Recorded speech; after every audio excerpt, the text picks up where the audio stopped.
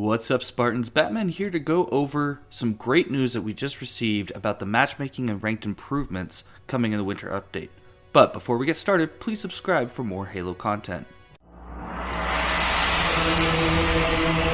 TST Gaming, your destination for all things Halo. So we got a recent blog from Unishek who gave us really promising news that may actually fix the ranked system, finally. Now, the first thing that's coming is local region matchmaking, and here's what they had to say about it. We know that having good latency to a server is an important part of what makes Halo, or any FPS, fun, and we prioritize latency quite high within our matchmaking. However, we know that some folks want more control over their latency, so as we discussed in a previous post, we're working to give you that control. To that end, we've added a new feature that allows players to choose to match exclusively into games hosted within their local region. This option can be found in the settings under gameplay, matchmaking, search region. The default is expanded, which is the existing behavior. We try to match you in your region, but will allow matches outside. Changing the setting to local will limit your matches just to your region.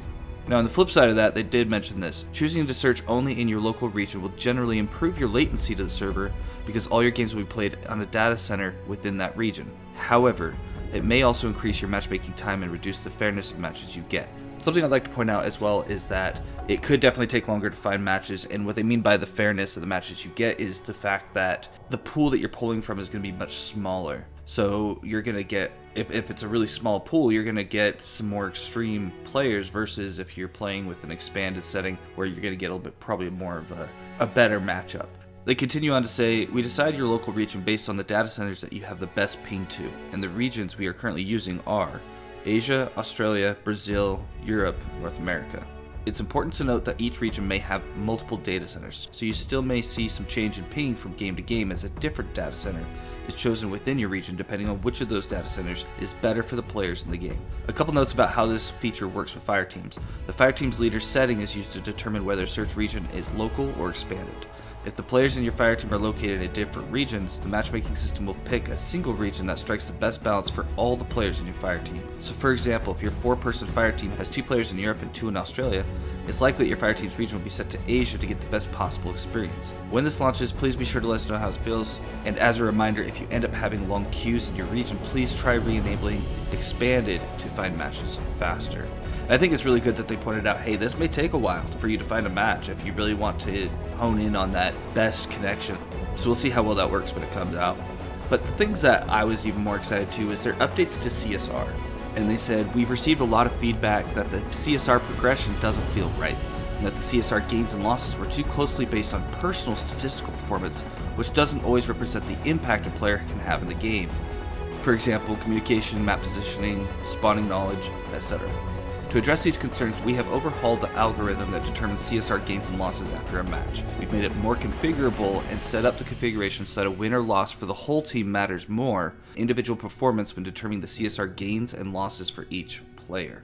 That's something that I love because that's how it should be. Let's say you're playing ranked capture the flag. Let's say your team wins. You should all go up because as a team collectively you won. But I do like the fact that your individual performance can still matter. So that way if you're doing really well, you can level up a little bit faster. I don't know how much it would penalize you if you aren't as helpful to the team, because it really determines on what factors they look at. Because just because you get high kills in a capture the flag game, that might be your role in the team, is that you're the person who's going around, basically being a warden and killing all the enemies while your teammates are focusing on the objective. They continue on to say, we'd love to hear your feedback on how the new algorithm feels. We'll monitor these changes in community feedback to help inform future updates as the new CSR season progresses. Next up, they have reduced and clearer penalties in ranked games with uneven teams. Currently, when a player fails to connect to a ranked match or quits early in the match, other players are forced to play out the entirety of the match, even though it may not be fun, particularly for those on the quitters team, because the team that's short will likely lose. To address this in the near term, we're making some changes to the penalties that players will see when they quit in these situations. There are 2 types of penalty for quitting early in ranked matches: bans and CSR penalties. Both of those will be improved with an upcoming change, which is currently set to land November 10th, shortly after the winter update's launch. I think it's really smart for them to take a look at that because that has happened to me several times. But again, I'm going to reiterate that they said that will land on November 10th, which is 2 days after winter update. So if you want those changes to apply to all of your ranked games for the winter update, you're going to want to wait to play ranked until November 10th. Improved ban logic in uneven ranked matches. Currently, anyone who quits will receive a flag, and getting too many flags in a short period of time will result in a ban. We're updating the rules so that only the first person to quit will receive a flag. Everyone else in the game may quit without fear of getting banned. A couple notes on this. Network disconnects count as quits. Unfortunately, if they didn't, bad actors could just pull their network cables when they wanted to quit. Other offenses like cheating, team killing, or going idle will still always result in a flag regardless of whether others have quit. Improve CSR logic during uneven ranked matches.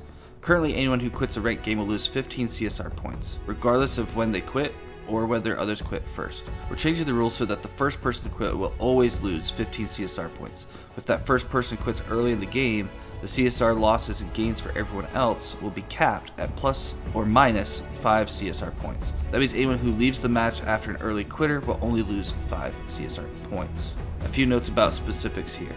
Early in the game means the first couple of minutes. As covered above, network disconnects counts as quits. We're limiting the first person quit timer for this CSR logic to prevent potential abuse of this new rule.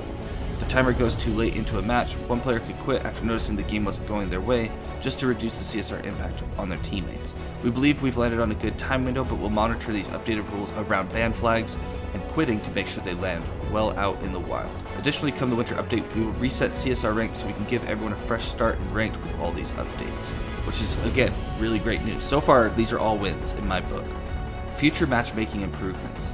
Clear display of CSR changes. In addition to making the size of CSR changes more sensible, we are making changes to the in-game UI so it's easier to see how many points you actually gained or lost after a game. Instead of just showing you a visual progress bar for your rank, we'll also show you your current CSR, the CSR value for the next rank, and your CSR progress in your most recent game, all as numbers.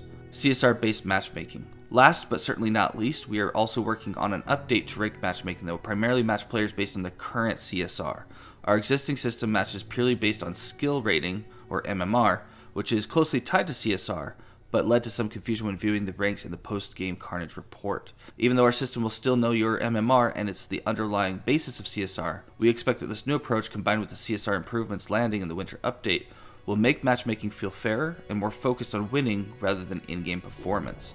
Our team is currently energized by your passion and input on the matchmaking experience in Halo Infinite, and we're excited to bring you those improvements in the winter update on November 8th and November 10th. This is something that has been a long time coming, and it feels like it took them a while, but they're making so many changes with this new winter update that it almost will feel like a new season, even more so than Season 2 was. Halo Infinite is going to be in a much better place just by the end of the year, and this is just the start. I couldn't be more excited for all the changes that are coming just in the winter update alone. But let us know down in the comments below, what are you most looking forward to when it comes to the winter update? And that's all we have for today. If you did enjoy this video, please like and subscribe.